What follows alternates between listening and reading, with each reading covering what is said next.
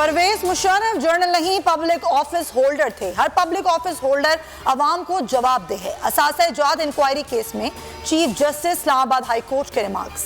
कहा नैब सिर्फ मुंतखब नुमाइंदों के एहतसाब का तासुर जायल करे, साबित करें कोई कानून से बारतर नहीं। नैब को 1 माह में इंक्वायरी मुकम्मल करने की हिदायत। तहरीक अदम एतमाद लॉन्ग मार्च। तहरीक इंसाफ ने सर जोड़ लिया। वजीर आजम की जेर सदारत सेंट्रल एग्जीक्यूटिव कमेटी का अहम इजलास।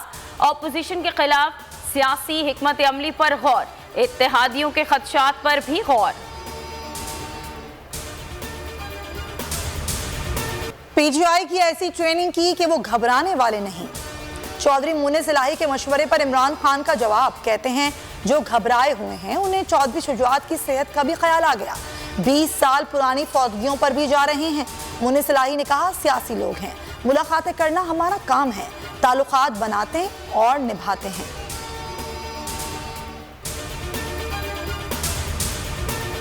मुनीस इलाही के पैगाम के बाद ऑपोजिशन को मजीद घबराहट हो गई। ऑपोजिशन अपने 25 से 30 अरकान की फिक्र करे। फरोख हबीब के वार कहा कि लंदन की अदालतों से सुरखरू का कहने वाले पाकिस्तानी अदालतों का सामना करें। चोरों की जगह इक्तदार नहीं, अडियाला जेल है।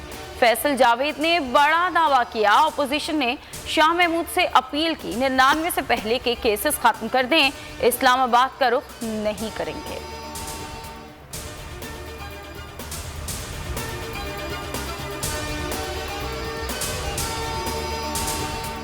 बेगुनाह हूं केस में घसीटा गया। नून मुकद्दम केस में मरकजी मुलजिम जाहिद जाफर नई कहानी ले आया। तहरीरी बयान में कहा नून मुकद्दम ने ड्रग पार्टी में बुलाया, हवास खो बैठा, होश आया तो बंधा हुआ था, पुलिस ने आकर बचाया, मालूम हुआ नूर कत्ल हो चुकी है।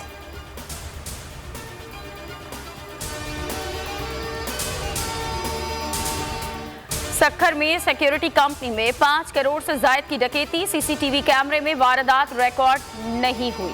पुलिस ने नए भर्ती होने वाले 3 गार्ड्स को हिरासत में ले लिया। शुबा है वारदात की मंसूबाबंदी नए गार्ड्स ने की। साइड थाने में 8 नामालूम मुल्जिमान के खिलाफ मुकदमा दर्ज। छीने गए हथियारों में 6 पिस्तौल और 5 शॉटगनें शामिल।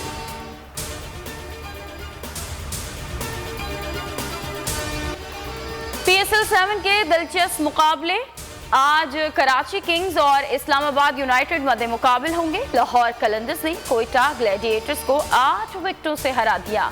पेशावर ज़ल्मी ने कराची किंग्स को 55 रन से शिकस्त दी। हर मैच पर लाइव तज्जिए देखिए जावेद मियादाद के साथ सिर्फ बोल न्यूज पर।